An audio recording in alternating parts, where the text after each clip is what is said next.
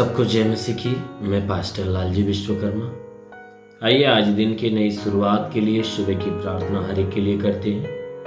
प्रार्थना शुरू करने से पहले मैं वचन के माध्यम से हर एक से बातचीत करना चाहता हूँ। आइए वचन को देखते हैं। यूहन्ना रचित सुसमाचार अध्याय 15 वचन 5 से। यूहन्ना रचित सुसमाचार अध्याय 15 वचन 5 से। आइए देखते हैं।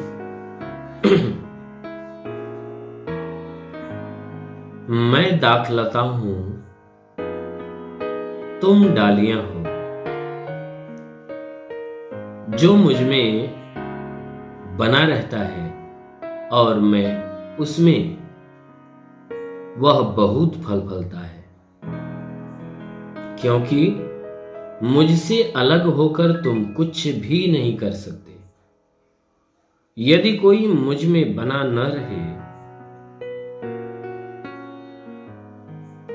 तो वह डाली के समान फेंक दिया जाता है और सूख जाता है, और लोग उन्हें बटोर कर आग में झोंक देते हैं और वे जल जाती है। हालेलुया। मेरे प्यारे भाई बहनों, यहां परमेश्वर का वचन हमें बताता है, जिसमें हमारा यीशु मसीह अपने चेलों को समझाते हुए बता रहे थे और उन्हें अपने और चेलों के बीच जो संबंध है, उस संबंध की जो बातें हैं, जो संबंध की बातें हैं, यानी यीशु और उसके चेले, वह अपने संबंध के विषय की बातें वह कर रहा था। और बातें करते समय उसने कहा, देखो मैं दाखलता हूं और तुम क्या हो? डाली हो। कहता मैं दाखलता हूं और तुम क्या हो? डालियां हो। जो मुझ में बना रहता तो मैं उसमें बना रहता हूं और वह बहुत फल फलता है। कहता है कि जो कोई, कहता है कि देख, वह हर एक विश्वास करने वालों के लिए यीशु मसीह कहता है कि देखो मैं तुम सबका पेड़ हूं और तुम क्या हो? मुझ में से निकली हुई डाली हो।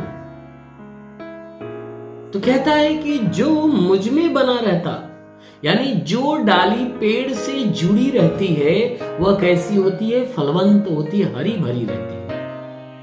जो डाली अपने पेड़ से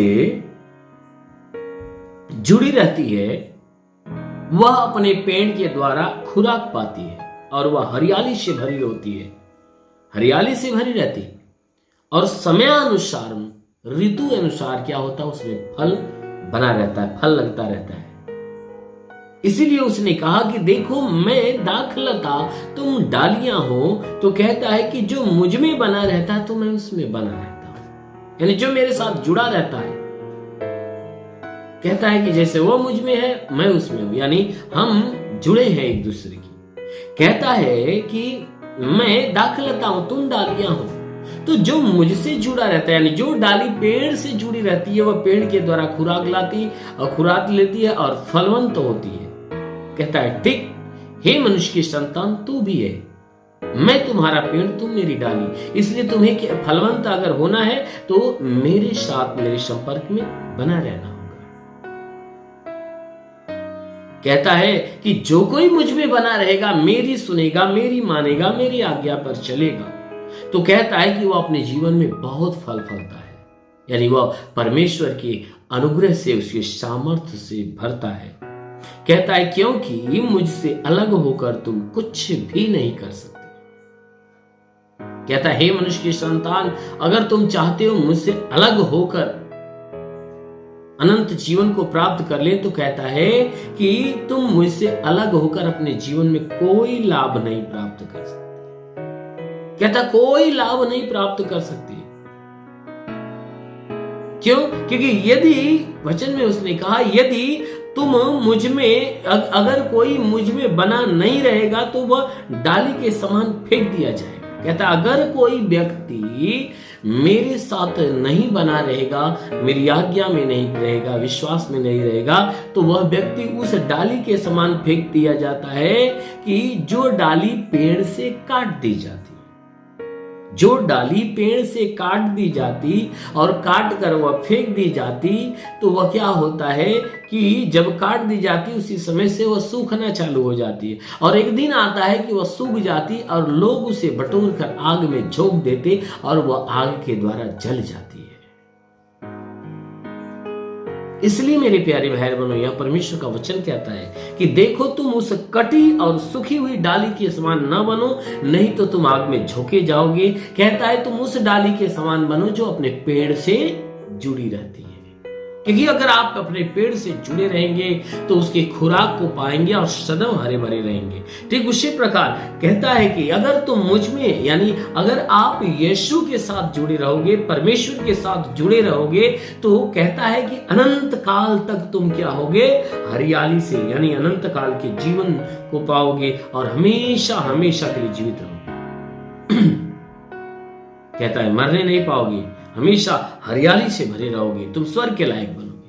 इसलिए मेरे प्यारे भाई, यदि आप भी ऐसा चाहते हो तो आप यीशु के ऊपर विश्वास रखिए, यीशु की सुनिए और उसके मार्ग पे चलिए। जरूर है कि यीशु मसीह आपको अनंत काल का जीवन देगा। आइए आंखों को बंद करिए, पूरे विश्वास से भर जाइए। मैं आपके लिए प्रभु से प्रार्थना करने जा रहा हूं। आज सुबह की प्रार्थना के द्वारा प्रभु आपके जीवन में भारी आशीष देगा।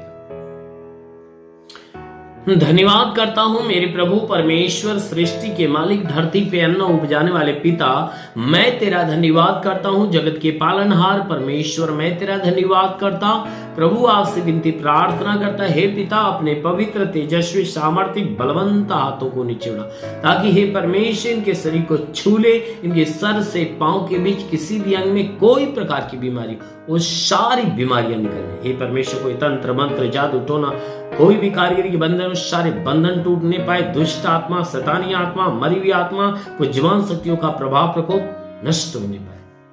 मेरे महान परमेश्वर, प्रार्थना करते पिता, हर प्रकार की शैतानी बलाएं बिल्कुल नष्ट हो जाए। हे परमेश्वर, जितने बीमार लोग इस प्रार्थना को सुन रहे प्रभु, यीशु के नाम से आदेश करता हूं कि बीमारी निकल जाए, जिनके सर में दर्द हो निकल जाए, जिनके कान में बीमारी हो निकल जाए, आंख में बीमारी हो निकल जाए, नाक में तो नाक की बीमारी, मुंह में तो मुंह की बीमारी निकल जाए, जिसके गले में तकलीफ हो गले की तकलीफें निकल जाए, जिसके गर्दन में कोई तकलीफ हो यीशु के नाम से गर्दन की तकलीफें निकल जाए, जिसके सीने में बीमारी हो सीने की बीमारियां निकल जाए,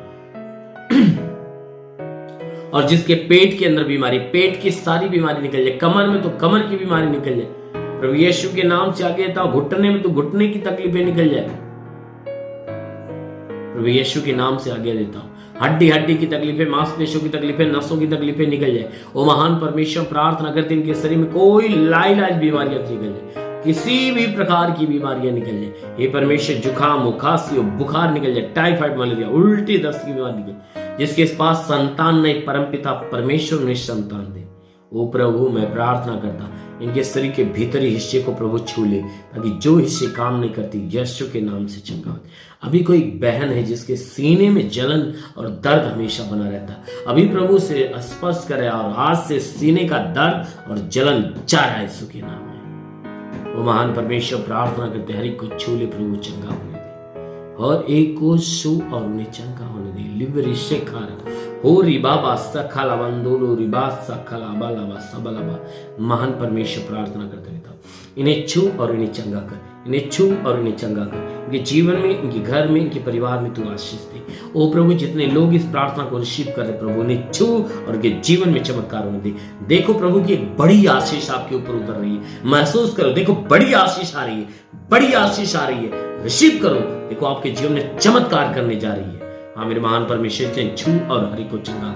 जितने पढ़ाई लिखाई करने वाले प्रभु, उन्हें ज्ञान दे, बुद्धि दे, विवेक दे, ताकि पढ़ाई लिखाई में आगे बढ़े और तेरे मार्गों पे चलते रहे। वो महान परमेश्वर, प्रार्थना करते हुए था, जितने तेरे सेवा करने वाले प्रभु, उनके सेवकाई पे आशीष दे, उन्हें आत्मा के द्वारा भर, आत्मा के अनुग्रह से भर दे, ताकि जितने लोग हैं परमेश्वर मैं इस प्रार्थना को रिसीव कर रहे हैं प्रभु, आज से इनके जीवन में सब कुछ नया नया होने पाए।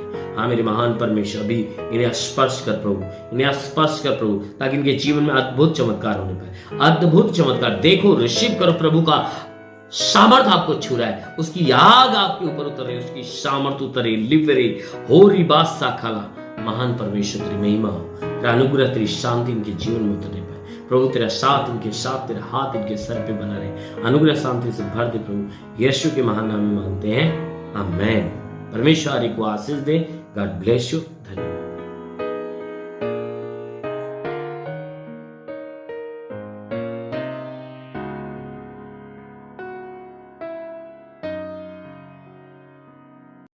इस वीडियो को लाइक करें, हमारे चैनल को सब्सक्राइब कर बेल आइकन जरूर प्रेस करें हमारी लेटेस्ट वीडियो सबसे पहले देखने के लिए।